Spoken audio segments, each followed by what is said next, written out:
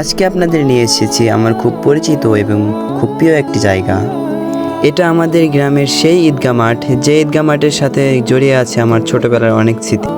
এখন এই মাঠটিকে যেমন নিরিবিলি এবং শান্ত দেখছেন, ছোটবেলায় কিন্তু এরকম ছিল না।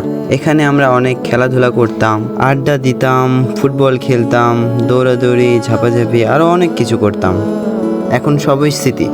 ঈদের সময় তো আরও আনন্দটা দ্বিগুণ বেড়ে যেত।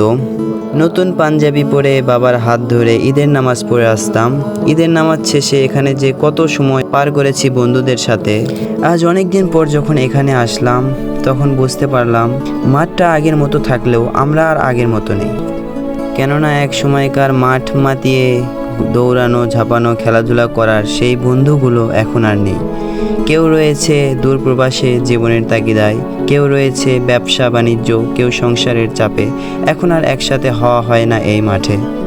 আর এই জাম গাছে জাম চুরি করে খেয়ে কতই না বোকা খেয়েছি, সবই এখন স্মৃতি। কেন জানি না মনে হয় মাঠও আমাদের সেই শৈশবের ছোটোবেলাকে মিস করে খুব।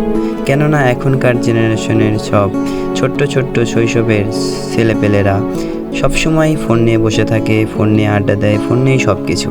তাদের এত আড্ডা দেওয়া, খেলাধুলা, দৌড় ঝাঁপ, বটগাছের শিকড় ধরে ঝোলা, এগুলোর প্রতি তাদের এত আগ্রহ নেই। তাদের আগ্রহ শুধু গেম খেলা এবং ফোনে রিলস দেখা। তাই বললাম মাঠ হয়তো আজও আমাদের সেই শৈশবকেও মিস করে। আমরা যেমন সেই শৈশবের মাঠ, খেলাধুলা, বন্ধুদের সাথে আড্ডা অনেক মিস করি। আমি তাও এখানে মাঝে মাঝে আসতে পারি, কিন্তু যারা দূরপ্রবাসে জীবিকার দাবিতে চলে গিয়েছে তারা হয়তো শুধু এই স্মৃতিটা শুধু মনেই করে।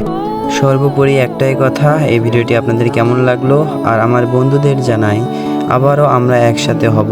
যতই বড় হই না কেন, স্মৃতির টানে, মায়ার টানে আবারও এই জায়গায় এসে আমরা আড্ডা দেবো একদিন, কোনো একদিন। এই আশা ব্যক্ত করে আমি আমার এই ছোট্ট ভিডিওটি শেষ করছি।